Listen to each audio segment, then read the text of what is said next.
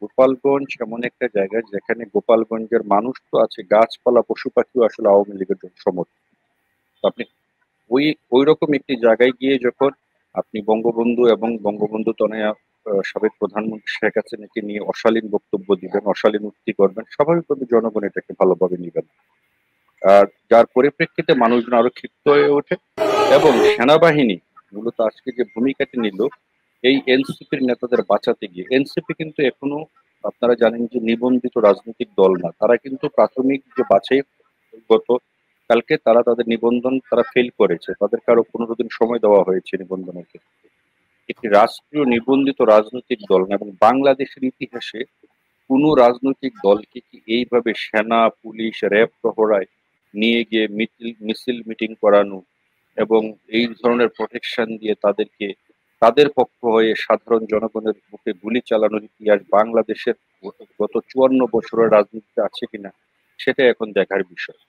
আর পরিষ্কার ভাষায় যদি একটু বলতে চাই, আজকে এনসিপির নেতারা যেভাবে এপিসিতে চড়ে পালিয়ে এলেন, তারা তারা তারা তাহলে এখনো পালাতে পারেনি আসলে। তারা, আমি মাত্র নিশ্চিত হলাম, তারা সেখানে সার্কিট হাউসে অথবা শেখ রেহানা টেক্সটাইল কলেজে যে অস্থায়ী সেরা ক্যাম্প রয়েছে তারা সেখানে অবস্থান করছে। না, আমি সেটাই বলছি।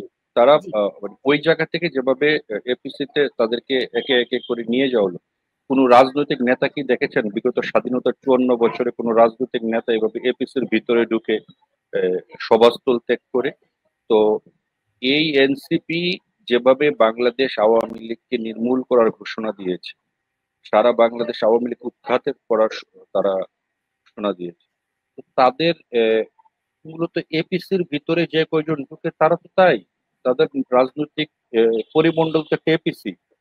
পুরো বাংলাদেশে যেখানে ছড়িয়ে ছিটিয়ে আছে বাংলাদেশ আওয়ামী লীগের নেতা কর্মী, সেখানে তারা সেনাবাহিনীর এপিসির ভিতরে থেকে পুরো বাংলাদেশকে নির্মূল করবে, এরকম হাস্যকর এবং কি বলবো তাদের যে উদ্ধতপূর্ণ আচরণ বাংলাদেশের রাজনীতিতে আসলে বিগত কোনো রাজনৈতিক দল এরকম উদ্ধতপূর্ণ আচরণ আসলে আহ, দেখায়নি। আর সেনাবাহিনীর যে ভূমিকাটি আজকে সেনাবাহিনী জাতির সামনে পরিষ্কার করেছে, সেটা এখন জনগণকে ভেবে দেখতে হবে এই সেনাবাহিনীকে আসলে আমাদের দেশপ্রেমিক সেনাবাহিনী, এবং এই সেনাবাহিনীকে আসলে 71-এর মহান মুক্তিযুদ্ধের মাধ্যমে সৃষ্ট সেই সেনাবাহিনী যারা সবসময় বলে যে মহান মুক্তিযুদ্ধের চেতনায় দেশপ্রেম উদ্বুদ্ধ হয়ে আমরা দেশকে রক্ষা করব।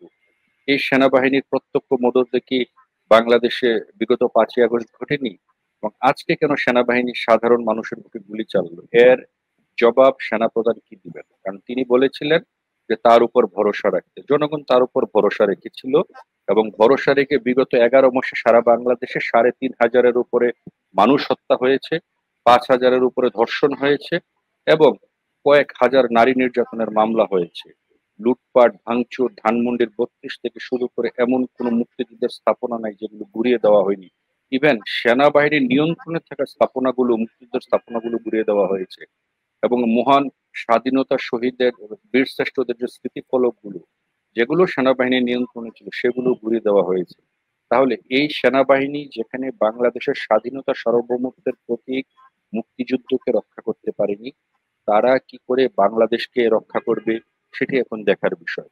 আর একটা বিষয় একটু বলে রাখা ভালো যে বর্তমান অন্তর্বর্তী সরকার এখন যেভাবে স্টেটমেন্ট দিচ্ছে যে আজকে যারা সন্ত্রাস কর্মকাণ্ড চালিয়েছে তাদেরকে ছাড় দিবে না, আজকে তারা কি সন্ত্রাসী কর্মকাণ্ড চালিয়েছে তাদেরকে যদি প্রশ্ন করি, তাহলে বিগত জুলাই আগস্টে যে কর্মকাণ্ডগুলো বাংলাদেশে হয়েছিল, বিটিভিতে অগ্নিসংযোগ, মেট্রো রেল পুড়িয়ে দেওয়া, কারাগার ভাঙচুর করে আসামিদের বের করে অস্ত্র লুট করা, তারপরে আপনার সড়ক ভবন সেতু ভবনে আগুন দেওয়া, এগুলা কি সন্ত্রাসী কর্মকাণ্ড ছিল না? তাহলে ওইগুলাকে প্রতিহত করতে গিয়ে যদি তৎকালীন সরকার বল প্রয়োগ করেও থাকে এবং বল এগুলো রক্ষা করার জন্য যদি বল প্রয়োগ করে থাকে, তাহলে সেটা কেন মানবতা বিরোধী অপরাধ হবে? আজকে একটি সমাবেশকে কেন্দ্র করে সৃষ্ট গোলযোগে যেখানে প্রায় 7 থেকে 10 জন মানুষকে গুলি করে হত্যা করা হলো এবং 50 থেকে 60 জনের উপর মানুষ গুলিবিদ্ধ, এখনো অবস্থা থমথমে, যেখানে কোনো রাষ্ট্রীয় স্থাপনা ধ্বংস করা হয়নি, যেখানে নির্বিচারে সাধারণ জনগণের উপরে সেনাবাহিনী গুলি করলো, তাহলে এটি কি গণহত্যা না? তাহলে গণহত্যা, তাহলে এটি কি মানবতা বিরোধী অপরাধ বর্তমান সরকার সংগঠিত করেনি? যেখানে রাষ্ট্রীয় কোনো স্থাপনার উপরে কিন্তু তারা আঘাত হানেনি, এবং তারা কিন্তু ওই নেতাদেরকেও হত্যা করতে যায়নি। তারা সমাবেশ স্থলে যখন তারা উদ্ধত্তপূর্ণ বক্তব্য দিয়েছে, তার পরিপ্রেক্ষিতে তারা প্রতিবাদ করেছে, এবং এই প্রতিবাদের ফলে সেনাবাহিনী যে গুলিটি চালালো সেটি আসলে কোন সংজ্ঞায় আমরা সংজ্ঞায়িত করব? এবং এই এনসিপি এবং অন্যান্য রাজনৈতিক দল যখন তারা সেখানে 144 ধারা জারি করেছে, অথচ এই 144 ধারা তারা আগেই কিন্তু জারি করতে পারতো, জানাই ছিল যে এখানে একটা উত্তেজনাকর পরিস্থিতির সৃষ্টি হতে পারে, তাই না? আমি এখানে 144 দ্বারা তাহলে তারা আজকে সমাবেশ ওখানে হতেই দিত না। এই ঘটনা যদি ঘটতে জানাই ছিল যে এটা হ্যাঁ, এবং আপনারা ইতিমধ্যে প্রত্যক্ষ করেছেন এখানে আবার এই যে যেমন ফ্রান্স থেকে, তারপরে আমেরিকা থেকে এই যে জুলাই সন্ত্রাসী আপনার লেন্টা সুলেমানরা, তারা যেভাবে ফেসবুকে স্ট্যাটাস দিয়ে আবার আপনার বঙ্গবন্ধুর সমাধিস্থলটিকে আক্রান্ত করার জন্য যে আহ্বান জানাচ্ছে, তার বিরুদ্ধে কিন্তু কোনো কথা বলছে না। তো সরকার আজকে যে ঘটনাটি, মানে সরকার একেবারে আজকে সুস্পষ্ট অবস্থান নিল এনসিপির পক্ষে, এবং রাষ্ট্রীয় সকল বাহিনীকে কাজে লাগিয়ে সাধারণ জনগণের বুকে গুলি চালিয়ে এই এপিসিতে করে এনসিপির নেতাদের রক্ষা করে এই সরকার প্রমাণ করলো যে তারা জঙ্গি জিহাদি মৌলবাদীদেরকে যে কোনো মূল্যে তারা রক্ষা করবে। প্রয়োজনে যদি দেশের মানুষের বুকে গুলি চালাতে হয় সেটিও চালাতে তারা পিছপা হবে না। যদি তাই হয়ে থাকে তাহলে তো দেশের মানুষকে এখন সিদ্ধান্ত নিতে হবে তারা কি করবে, নাকি? এখন বাংলাদেশের মানুষের কথা যদি আপনারা বলেন, আমরাও বলি যে 5ই আগস্টের যে ঘটনাটি বাংলাদেশে যেভাবে নানা প্রযুক্তির ব্যবহার করে নানা রকম গুজবের উপর ভর করে যে আন্দোলনটি গড়ে তোলা হয়েছিল, এই আন্দোলনের পরিপ্রেক্ষিতে যে সাবেক আওয়ামী লীগ সরকারের যে পতনটি হয়েছিল, আওয়ামী লীগ সরকার কিন্তু যদি জোর করতো, শেখ হাসিনা যদি জোর করতেন, তিনি তার রাষ্ট্র বাহিনীকে কিন্তু ব্যবহার করতে পারতেন আজকে ইউনূস সরকার যেভাবে ব্যবহার করেছে। এবং তখন যদি শেখ হাসিনা ইচ্ছা, মানে উনি যদি চাইতেন যে উনি লাশের উপর দাঁড়িয়ে ক্ষমতায় থাকবেন, উনি কিন্তু এটা মানে করতে পারতেন আমার যতটুকু মনে হয়। কারণ সেনাবাহিনী, বিমান বাহিনী, নৌবাহিনী বা প্রত্যেকটি বাহিনী তখন দেখুন, আমি আপনাকে দেখাই সেনাবাহিনী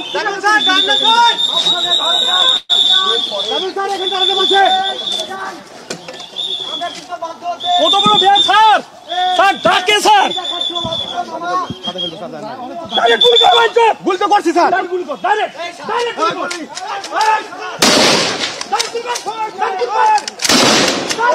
এই বেটা আরে 300 টাকা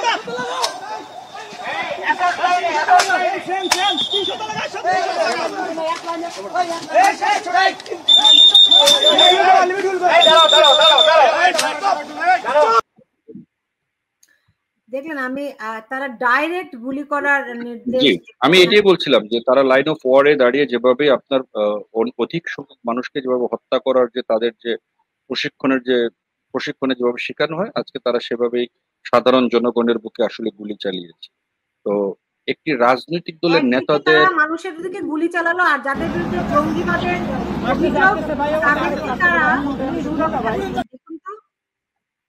তাদেরকে তারা রক্ষা করবে। আজকে আপনারা যদি এই ঘটনাটি প্রত্যক্ষ করে থাকেন তাহলে দুদিন ঘোষণা দিয়ে যেভাবে ধানমন্ডি 32-এ মব তৈরি করে 32টি ভাঙ্গা হলো, তখন সেনাবাহিনীর এই ভূমিকা কোথায় ছিল আসলে সেটা আমরা জানতে চাই।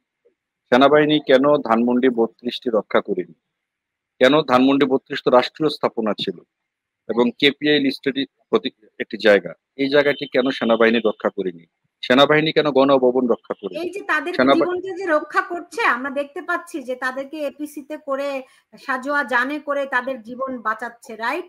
যেই হাসনাত সার্জিস এবং নাহিদের জন্য এই অন্তত 175 জন মানুষকে পিটিয়ে হত্যা করা হয়েছে, কত মানুষ নিহত হয়েছে, কত নারী ধর্ষিত হয়েছে। গত একটি বছরে বাংলাদেশে যে একটা মবের রাজত্ব কায়েম করেছে, আপনি তাদেরকে এপিসিতে করে সাজোয়া জানে করে তাদের জীবন বাঁচালেন, আর এইভাবে করে মানুষের উপর গুলি চালিয়েছে বাংলাদেশ সেনাবাহিনী।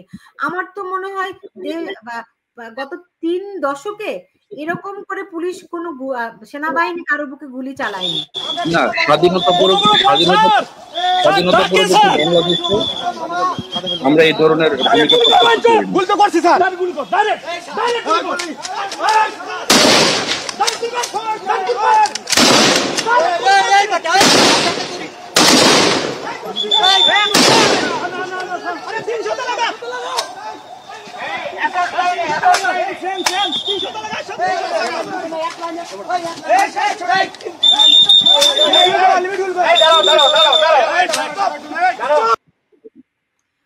মার্চ এদিকে এই পরিস্থিতির কারণে সাদ্দাম হোসেন ছাত্রলীগের সভাপতি তিনি মার্চ ফর যমুনা ঘোষণা করেছেন। তানভীর লিঙ্কন, আমাকে যদি একটু বলতেন যে সামগ্রিকভাবে এই পরিস্থিতির জন্য আওয়ামী লীগের কি প্রস্তুতি আছে? তারা যে মার্চ ফর যমুনা, আপনি শুনলেন যে ছাত্রলীগের প্রেসিডেন্ট সাদ্দাম হোসেন সভাপতি তিনি মার্চ ফর, আমি তার বক্তব্যটা আরেকবার একটু শুনাই তাহলে আরেকটু সুবিধা হবে। বাংলাদেশ ছাত্রলীগের সহযোদ্ধা বন্ধুরা, আমাদের জরুরি নির্দেশনা অনুযায়ী আপনারা যেটা নিয়ে কাজ করেন এবং যেটা আমাদের সামাজিক যোগাযোগ মাধ্যমেও যাবে, সেটা হচ্ছে আমাদের ফরিদপুরের আমাদের অঞ্চলের যেসব ফরিদপুর, রাজবাড়ী, মাদারীপুর, শরীয়তপুর, তারা যেন একবারে সর্বোচ্চ প্রস্তুতি নেয় এবং অলরেডি মাঠে নেমে পড়ে প্রয়োজনে গোপালগঞ্জে যাওয়ার উদ্দেশ্যে প্রস্তুতি থাকে। যেখানে যেখানে সম্ভব রাস্তাঘাট বন্ধ করে দেয়। আমাদের এই গোপালগঞ্জে আমাদের ছাত্রলীগের কর্মীদেরকে হত্যা করেছে, ছাত্রদেরকে হত্যা করেছে, এরই প্রতিবাদে যার যার জায়গা থেকে সেটি যেন করে, এটা নিয়ে আপনারা কাজ করেন, সামাজিক যোগাযোগ মাধ্যমে প্রচারণা চালান। আর ঢাকায় যারা অবস্থান করছে এটি নিয়ে আমাদের সামাজিক যোগাযোগ মাধ্যমে ক্যাম্পেইন চলবে যে ঢাকার আশপাশে যারা আছে তাদেরকে কেন্দ্র করে march to Dhaka camp, march to Jamuna, এই দখলদার ইউনিয়ন সরকারের পদত্যাগের দাবিতে এই গোপালগঞ্জে নির্বিচারে সাধারণ মানুষ, ছাত্র জনতা হত্যার প্রতিবাদে মার্চ টু যমুনা কর্মসূচি, এটি আপনারা সামাজিক যোগাযোগ মাধ্যমে প্রচারণা করেন এবং একই সঙ্গে ঢাকার আশপাশের জেলাগুলোকে ঢাকা অভিমুখে কর্মসূচির জন্য আপনার নির্দেশনা দেন। মার্চ টু যমুনা একযোগে ঢাকা অভিমুখে তারা যাত্রা করবে, এই কর্মসূচি তারা ঘোষণা করেছে কারণ তাদের ছাত্রলীগের কয়েকজন সদস্যের প্রাণহানি হয়েছে। আমরা অন্তত 4 জনের লাশ আমরা দেখেছি। যে আমরা দেখছি যে এখানে একজন গুলিবিদ্ধ হয়েছে এবং একজন গুলিবিদ্ধ হয়েছে আমরা দেখতে পাচ্ছি। উনি কি হয়েছে আমার বাবা হয়, আমার আব্বা গুলি করে মেরে দিয়েছে, এই যে গুলি করে মেরে দিয়েছে, এই যে তার বরবাদ নেই আমারে আর মামা কবে না, ও বাবা রে।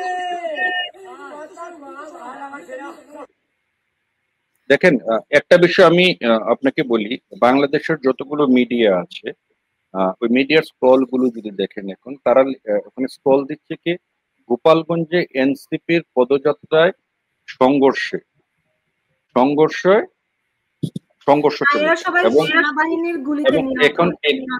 এবং এখানে যে 4 জন মারা গেছে এই পর্যন্ত কোন স্ক্রল টিভি চ্যানেলে সেটা দেখাচ্ছে না। আপনারা কি দেখেছেন এই গোপালগঞ্জে এই যে এনসিপির পদযাত্রায় এনসিপি নেতাকর্মীর সাথে মারামারিটি হয়েছে? কোন এনসিপি নেতাকর্মীকে আহত হয়েছে? কোন এনসিপি নেতাকর্মী কি আওয়ামী লীগ ওখানে আক্রান্ত করেছে? সেটা কিন্তু করেনি। এবং আওয়ামী লীগের উপরে সরাসরি আক্রমণ করেছে সেনাবাহিনী, পুলিশ, র্যাব, সবাই মিলে প্রশাসন আক্রমণ করেছে এবং এনসিপির নেতাদেরকে তারা সসম্মানে ওখান থেকে নিয়ে এসেছে। তাহলে এখানে তো তারা প্রতিবাদ করছিল দাঁড়িয়ে, এবং এখানে তো তারা প্রথমে গিয়ে কাউকে আক্রমণ করেনি, তারা শুধুমাত্র তারা তাদের অবস্থান জানিয়ে তারা প্রতিবাদ করছিল। তাহলে প্রশাসন যখন জানতো যে সমস্ত গোপালগঞ্জবাসী আজকে রাস্তায় নেমে এসেছে এবং এই 144 ধারা তো তারা সকালে জারি করে এনসিপির নেতাদেরকে ওখান থেকে ওই প্রোগ্রামটি বারণ করতে পারে, তাহলে তারা কেন এনসিপি ওখানে যেতে দিল সেটা হচ্ছে প্রশ্ন। এর দায় কি প্রশাসনের না? তাহলে প্রশাসন নিজেরা যেখানে ব্যর্থতার পরিচয় দিয়েছে, প্রশাসন যদি একটি রাজনৈতিক সভা বা সমাবেশকে নিরাপত্তা দিতে ব্যর্থ হয় এবং ওই নিরাপত্তা দিতে ব্যর্থতার দায়ভারে যদি কোনো মানুষের প্রাণহানি ঘটে, তাহলে সেটার দায়ভার অবশ্যই প্রশাসনের উপর বর্তাবে। এবং এই প্রশাসন যে নির্বিচারে গুলিটি চালালো, এই গুলি চালানোর তাদেরকে কে দিল? কারণ ওনারা কি তাদেরকে প্রাণঘাতী আক্রমণ করেছিল সেখানে? সেটা কিন্তু আমরা কোনো চ্যানেলে দেখিনি যে ওরা এসে প্রাণঘাতী আক্রমণ করেছে বা ওদেরকে গুলি করেছে হত্যার উদ্দেশ্যে। তাহলে কোনো কিছু ওরা করেনি, কারণ ওরা দূর থেকে দাঁড়িয়ে স্লোগান দিচ্ছিল। এবং যখন হাসনাত আব্দুল্লাহ আপনার উদ্ধতপূর্ণ বক্তব্য দিচ্ছিলেন, বঙ্গবন্ধুকে এবং সাবেক প্রধানমন্ত্রী কিন্তু অশালীন কটূক্তি করেছিলেন, তখনই কিন্তু সাধারণ জনগণ মঞ্চের দিকে আস্তে আস্তে বক্তব্য দিয়ে প্রতিবাদী ভাষা স্লোগান দিয়ে তারা এগিয়ে আসে এবং তখনই কিন্তু গোলাগুলি শুরু করে দেয়।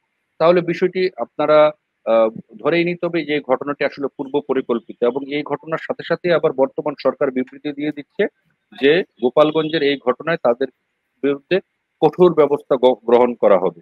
তার মানে কি, তাদের যে টার্গেট হচ্ছে কি, আলটিমেটলি গোপালগঞ্জকে আওয়ামী লীগ মুক্ত করা, এবং গোপালগঞ্জে যেহেতু বঙ্গবন্ধুর সমাধিস্থলটি রয়েছে টুঙ্গিপাড়ায়, সেটিকে আক্রান্ত করারও একটা নীল নকশা তাদের এই আজকের এই ঘটনার মধ্য দিয়ে ঘটতে পারে।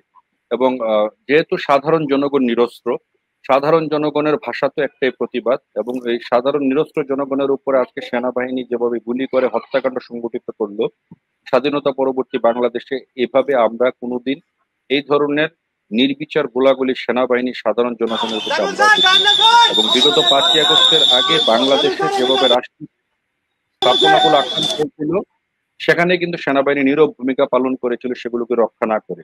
তাহলে আজকে কোন এমন ঘটনা ঘটলো, কাকে সাধারণ জনগণ হত্যার উদ্দেশ্যে ওখান থেকে গুলি ছুড়েছিল বা তাদেরকে আক্রমণ করেছিল, বা তাদেরকে কি এমন ঘটনা ঘটেছিল যে বাঁচাতে এইভাবে লাইন অফ ওয়ারে দাঁড়িয়ে তাদেরকে আপনি গুলি করতে হবে? এটা কোন ধরনের সভ্য সমাজে বা রাজনৈতিক সমাজে এই ধরনের আচরণ সেনাবাহিনী কর্তৃক প্রত্যক্ষ করেছেন আপনারা? আমি তো বিগত কোনো সময় দেখিনি। আওয়ামী লীগকে বলে ফ্যাসিস্ট সরকার, বিগত 15 বছর কোনো কিন্তু দেখেছেন সেনাবাহিনী এভাবে লাইন অফ ওয়ারে দাঁড়িয়ে অপোজিশন দলের নেতাদের বুকে গুলি চালিয়েছে?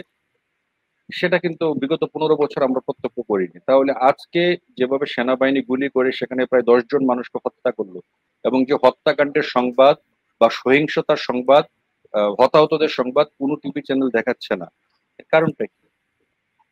কি কারণে? মানে এই সংবাদ, এখন তো সবাই এতটাই স্বাধীন যে মন খুলে সমালোচনা করার সাথে সাথে মন খুলে সব বন্ধ করে দেওয়া হয়। তো কেন সংবাদ মাধ্যমগুলো আজকে তাদের সত্যিকারের কথাটুকু প্রকাশ করতে এখানে ভয় পাচ্ছে? তাহলে সবাইকে একজোট হয়ে এই দেশটিকে একটি মৌলবাদী শাসনের দিকে ঠেলে দিতে যাচ্ছে? তাহলে সাধারণ মানুষের বিবেক, বুদ্ধি সবকে আজকে লোপ পেয়েছে। আজকে কি নিকোলরা টকশোতে এসে কান্না করবে যে পানির লাগবে পানি? আজকে কি ঢাকা বিশ্ববিদ্যালয়ের সে প্রফেসর সাইমা ফেরদৌস, তার বুক কি আজকে কেঁপে উঠবে? আল্লাহর, তিনি তো আল্লাহর, আর মানে আমাদের বুক কাঁপে না, আল্লাহর আরশ কেঁপে উঠবে, এই কথাগুলো বলেছিলেন। আজকে জাহাঙ্গীরনগরের সে প্রফেসর কি আবার শহীদ মিনারে দাঁড়িয়ে বলবেন এই জল্লাদের উল্লাস ভূমি আমি দেখতে চাইনি, এই কসাইখানা আমি দেখতে চাইনি? আপনি দেখুন এখন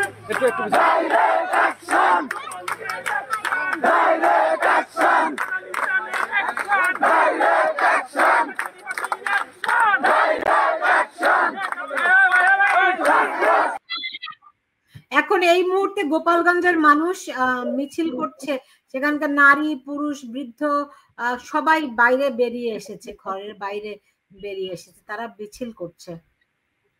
দেখেন, সারা বাংলাদেশে এই 5ই আগস্ট পরবর্তী আজকে যে প্রায় 1 বছর এক বছরের কাছাকাছি সময় অতিক্রম করলো, এই বিভৎস বাংলাদেশ, এই ধরনের বাংলাদেশের চেহারা আমি আপনাকে বলি, ধরেন আমি তো গত 1/11 সরকারও দেখেছি আমি, কিন্তু এরকম করে সরাসরি গুলি করার দৃশ্য সেনাবাহিনী করছে আমি আমার 30 বছরের সাংবাদিকতা কখনো দেখিনি। এটা আমরাও দেখিনি। আমাদের এই আমরা স্বাধীনতা পরবর্তী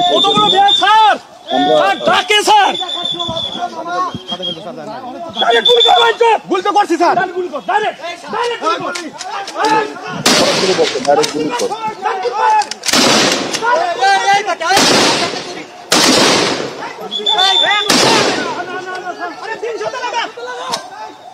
এখানে কি এমন ঘটনা ঘটছে তারা বিরক্তভাবে গুলি করছে? কয়েকশো রাউন্ড গুলি চলেছে, প্রায় 3 ঘন্টা একটানা গোলাগুলি হয়েছে, তাদেরকে অবরুদ্ধ করে রাখা হয়েছিল, এদিকে স্টেজ ভেঙে ফেলা হয়েছিল। আপনি তো জানেন আমরা অন্তত 4 জনের মৃতদেহ আমরা দেখেছি, কিন্তু কতজন প্রাণহানি হয়েছে আমরা সুনির্দিষ্ট করে সেটি জানি না, তবে আমরা 4 জনের মরদেহ দেখেছি, এটুকু নিশ্চিত করেই বলতে পারছি আমরা। দেখেন, যে জুলাইয়ে এক আমরা দেখছি যে আবু সাইদের হত্যাকাণ্ডকে কেন্দ্র করে গুলিবিদ্ধ যেভাবে সাধারণ জনগণ হয়েছে রাস্তায় নেমে এবং এসেছিল বিগত একজন সরকারকে গুলিবিদ্ধ ফেসিস্ট হয়েছে বলে, আমরা আজকে সাধারণ দেখতে পাচ্ছি। জনগণের বিবেক কোথায়? কি হয়েছে আজকে সাধারণ জনগণ কেন রাস্তায় নেমে আসছে না? কারণ ওপাশ থেকে কিন্তু আমরা কোনো আক্রমণের ছবি আমরা দেখতে পাইনি। আপনারা কোনো, আমি ইভেন আমরা সব টিভি চ্যানেলও দেখেছি, তারা কিন্তু মানে আক্রমণ কি, তারা তাদের মধ্যে ইট পাটকেল নিক্ষেপ করছে নর্মালি যেটা করে, বাট তারা তো এই পর্যন্ত শুনি নাই বা কোনো টিভি চ্যানেল আমরা দেখলাম না যে ওপাশ থেকেও মুহুর্মুহু গুলি হচ্ছে বা তারাও স্বয়ংক্রিয় বা অত্যাধুনিক অস্ত্র নিয়ে আইন শৃঙ্খলা রক্ষাকারী বাহিনীর উপর আক্রমণ করেছে। তাহলে কেউ যদি ইট পাটকেল নিক্ষেপ করে বা নর্মালি এই ধরনের কর্মসূচি রাজনৈতিক পরিস্থিতি হয়, তাহলে পুলিশের তো নর্মালি টিয়ার গ্যাস অথবা আপনার রাবার বুলেট দিয়ে তাদেরকে সংযত করার কথা। এইভাবে সরাসরি গুলি করার ইতিহাস তো আমরা কোনো রাজনৈতিক কর্মসূচিতে আসলে দেখিনি। বাংলাদেশ অতীতে এই ধরনের বহুবারই হয়েছে, যে এরশাদের আমলে হয়েছিল, বহুবার বহুবার দেখেছি আমরা, এরশাদ বিরোধী আন্দোলনও দেখেছি, কিন্তু এইভাবে তো সরাসরি গুলি এরশাদও করে, সে সামরিক শাসক ছিলেন, সেও কিন্তু এইভাবে সরাসরি এইভাবে এসে লাইন অফ ওয়ার্ডে দাঁড়িয়ে গুলি করে। এই যে জিনিসগুলো আজকে বাংলাদেশ প্রত্যক্ষ করলো, আমরা আশা করব যে মাননীয় সেনাপ্রধান উনি কি ব্যাখ্যা দিবেন সেটার অপেক্ষায় আমরা থাকব। এবং আজকে গোপালগঞ্জের উপরে যেভাবে নির্বিচার গণহত্যা চালানো হলো এবং যেভাবে গোপালগঞ্জবাসীকে এভাবে গোপালগঞ্জের জনগণের ট্যাক্সের টাকা দিয়ে ক্রয়কৃত গুলি তাদের বুকে বাংলাদেশ সেনাবাহিনী ছুড়ে মারলো, এর প্রতিদান বাংলাদেশ সেনাবাহিনীকে কিভাবে হজম করতে হয় সেটা এখন দেখার বিষয়। কারণ বাংলাদেশ সেনাবাহিনী বিগত 5ই আগস্ট বাংলাদেশকে রক্ষা করতে ব্যর্থ হয়েছে। তাদের যদি সে সক্ষমতা থাকতো তাহলে তারা বিগত 5ই আগস্ট বাংলাদেশকে রক্ষা করতো। যেহেতু তারা 5ই আগস্ট বাংলাদেশকে রক্ষা করতে পারেনি এবং পরবর্তীতে যদি কোনো বড় ধরনের ম্যাসাকার বাংলাদেশে সংঘটিত হয়, সেটা রক্ষা করারও তাদের, আমার মনে হয় না যে তাদের সে ধরনের সক্ষমতা আছে। এবং আজকে আপনি দেখেছেন যে তারা কিভাবে করে ভয়ে সেনাবাহিনীর হাতে পায়ে ধরছিল বাঁচার জন্য, তাই না? আপনি দেখুন তাদেরকে এই যে এই এপিসি দেশের টাকা দিয়ে এই এপিসি এই সাজোয়া যান কিনে তারা এর মাধ্যমে রেহাই পেল। আজকে যদি সেনাবাহিনী না থাকতো, এই সার্জিস, হাসনাত, নাহিদরা কি জানে তাদের পরিণতিটা কি হতো? আমি আতঙ্কিত বোধ করছি। তাদের পরিণতিটা কি হতো? আমি তো বলে দিলাম, তাদের রাজনৈতিক এরিয়া যদি আপনি বিবেচনা করেন, এই অফিসের ভিতরের যতটুকু জায়গা এটাই তাদের রাজনৈতিক পরিমণ্ডল। আজকে প্রমাণ হয়ে গেল যে জনগণের কাছে আইন শৃঙ্খলা রক্ষাকারী বাহিনী ছাড়া বা সরাসরি জনগণের কাতারে গিয়ে জনগণের সাথে তারা কথা বলার মতো তাদের সে সক্ষমতা নেই। তারা সেনাবাহিনী বা আইন শৃঙ্খলা রক্ষাকারী বাহিনীর সহযোগিতা ছাড়া তারা বাংলাদেশের কোনো জেলায় একটি রাজনৈতিক কর্মকাণ্ড তারা পরিচালিত করতে পারবে না। এবং তারা তাদের রাজনৈতিক পরিমণ্ডলের ব্যক্তিটি আজকে জাতিকে জানিয়ে দিল, সেনাবাহিনীর এপিসির ভিতরে যতটুকু জায়গা বাংলাদেশে তাদের রাজনৈতিক করার জায়গাটাও ঠিক ততটুকু। ওই এপিসির ভিতরের যতটুকু জায়গা ততটুকুতে তারা রাজনীতি করতে পারবে, তাও সেনাবাহিনীর প্রহারা। তাহলে এই সেনাবাহিনী কি বাংলাদেশের সেনাবাহিনী? বাংলাদেশের স্বাধীনতা সার্বভৌমত্ব আজ যখন বিপন্ন, তখন সেনাবাহিনী আমরা দেখি নীরব পুতুলের মতো ভূমিকা পালন করে, তাদের চোখের সামনে 32 নম্বর ঘুরিয়ে দেওয়া হয়, তারা কিছুই করে না। আর আমার দেশের পয়সা দিয়ে, জনগণের ট্যাক্সের টাকা দিয়ে যে এপিসি কেনা হয়, যেই সাজোয়া যান কেনা হয়, সেটি এদের রক্ষা করার জন্য। তবে সবচেয়ে আমার কাছে একটা জিনিস আজকে হাস্যকর মনে হলো, এপিসি গুলো কিন্তু সাবেক প্রধানমন্ত্রী শেখ হাসিনার আমলে ক্রয় করা। তো যারা শেখ হাসিনার বিরুদ্ধে এত পরিমাণ স্লোগান দিল, শেখ হাসিনা স্বৈরাচার, ফেসিস্ট, শেখ মুজিববাদ রাখবে না, সেই মুজিববাদের এপিসিতে করে তারা তাদের জীবনটি আপাতত রক্ষা করেছে কিছু সময়ের জন্য। এবং জানি না বাকি সময়ের জন্য ওখানে গোপালগঞ্জে কি ধরনের ঘোর অমানিসা নেমে আসে। হয়তো আজকে গোপালগঞ্জে সন্ধ্যার পর সারা বাংলাদেশ থেকে আইন শৃঙ্খলা রক্ষাকারী বাহিনী নিয়ে মেসিভ ক্র্যাকডাউন চালানো হবে গোপালগঞ্জবাসীকে নির্মূল করার জন্য এবং তাদের প্রিয় জঙ্গি নেতাদের উদ্ধারের জন্য তারা করতেও পারে। এটা বিচিত্র কিছু না, তবে পরিস্থিতি যে অবস্থায় যাচ্ছে সেটা হয়তো আরো ভয়াবহ অবস্থার দিকে যাবে। আর বাংলাদেশ আওয়ামী লীগ এই মুহূর্তে তাদের দলীয় কি কর্মসূচি দিবে বা দিচ্ছে, বা সাধারণ জনগণ আজকে যে হত্যাকাণ্ডগুলো সংগঠিত হলো সেটাকে এখন কিভাবে মেনে নেয় সেটা হচ্ছে দেখার বিষয়। আর সবচেয়ে আশ্চর্যের বিষয় হচ্ছে এটা, এই 2 দিন আগেও বিএনপিকে যে নোংরা ভাষায় এনসিপি আক্রমণ করেছে, যে ধরনের বিশ্রী ভাষায় তারা বিএনপির চেয়ারপারসন এবং বিএনপির আপনার অ্যাক্টিং চেয়ারম্যানকে তারা স্লোগানে তাদেরকে অপমানিত করেছে, এবং যেখানে তাদের রাষ্ট্র